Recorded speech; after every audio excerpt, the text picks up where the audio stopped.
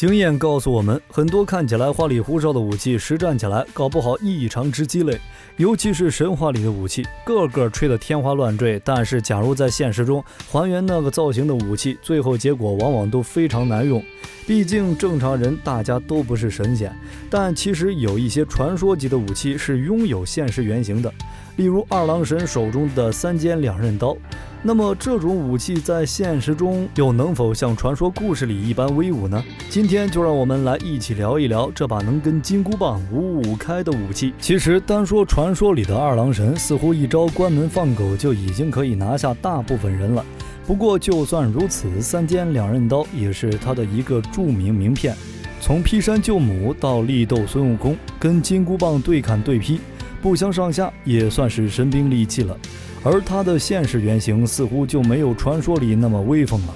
三尖两刃刀的来源基本就是从五经总要的照刀发展而来，只不过宋代的照刀几乎是平的，还没有分出标志性的三尖，在造型上明显就感觉更像是一个破产版的平民款。早期的三尖两刃刀源自双手刀，为了增大力矩，提高劈砍效果，逐步将双手柄加长为长柄。而加长了力矩后，还把刀身缩短变粗，以降低武器磕碰折断的风险，最终就形成了双刀带尖的照刀风格。后来再对刀尖结构进行变化，今天见到的三尖两刃刀便诞生了。到了明代，人们开始把这种武器叫做二郎刀或者三尖两刃刀，这很明显就是出于一个明星效应了。明代《封神演义》以及《西游记》小说大火，小说中二郎神最喜爱的武器就是三尖两刃刀。由于这些小说流传甚广，人们就把这种兵器习惯地称之为二郎刀，原本照刀的名字反而没几个人记得了。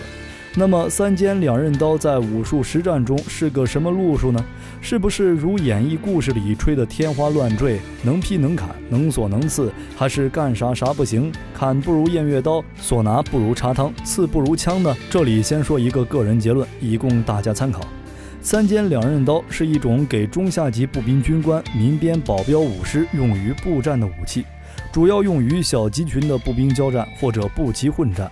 这时候估计该有人好奇了，不是看小说里很多骑兵将领用这个东西吗？那小说毕竟是小说，单说照刀这个长相也很难让人感觉它在骑兵作战中能有多大的用处。实战用的三尖两刃刀中间有厚厚的一道刀脊，向两侧形成锋刃，这样在砍劈和捅刺的时候才不容易折断。一般情况下，三尖两刃刀的全长不超过2.3米。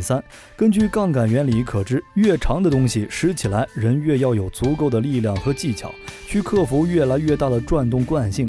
宽大的刀头重量则在2至4公斤，劈砍起来威力如同长柄战斧一般。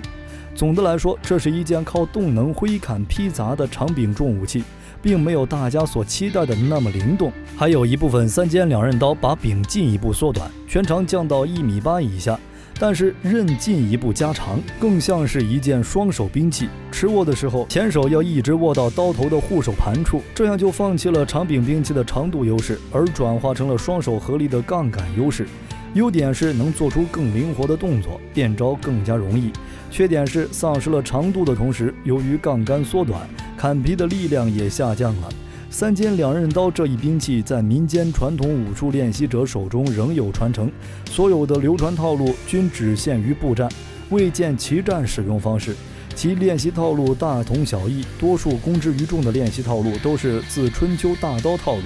在练习中大量进行左右五花、闯刀过顶之类熟悉刀性的动作，这些动作均不能用于实战。首先从练习套路和武器来说，三尖两刃刀并不适用于骑战。骑兵惯用的长枪、双头枪、马刀、铁剪、骨夺这些骑战兵器与三尖两刃刀相比，不是比它长就是比它灵活。三尖两刃刀论长度比不过对方的长枪，抵近了又不如单手的马刀、铁戟、骨夺来得灵活。这些武器在马战时可以借助马速增加武器的威力来破甲，所以三尖两刃刀双手使用的优点也不明显。两马相遇，过马一刀，三尖两刃刀刀刃和刀尖多变的招数套路也几乎没有施展的余地。跟关公大刀一样，只能劈砍。马战的时候，与其使用这个，还不如使用长枪或者马刀。所以，尽管演义小说里许多将领使用三尖两刃刀，但是归根结底，它仍是一件步兵军官用的武器。在三尖两刃刀的武术练习套路里，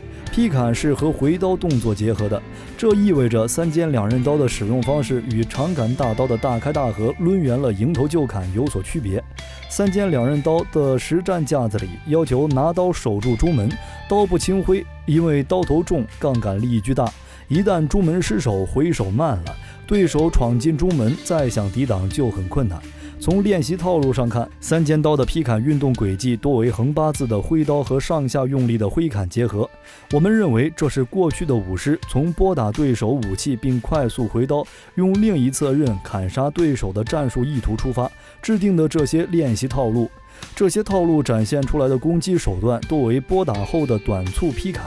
劈砍的同时要向身体侧前方进步，如果是退步的劈砍，则劈砍的动作会相对大一些。其实总的来说，三尖两刃刀的思路和西方的战戟是有类似的。在长矛阵掩护下，使用者可以填补缺口，可以率先冲锋打开对面的缺口。所以三尖两刃刀是中下层步兵军官使用的武器，在保镖武士里也能得到运用。在船上，在巷战中，在小集团交战中，这东西都比长矛要来得灵活，又能在长度和力量上克制刀剑。只不过照刀不提，发展到三尖两刃刀这个造型时，在制作难度上显然更上了一层楼。因此，这种武器更多的还是在民间，一来充当 cosplay 的道具，二来让那些想要模仿神仙的武士们过把瘾。毕竟，实际在军队里是要讲究一个性价比的。之所以后期军队中大多数时候长矛都是绝对的王者，就是因为长矛在性价比上可以吊打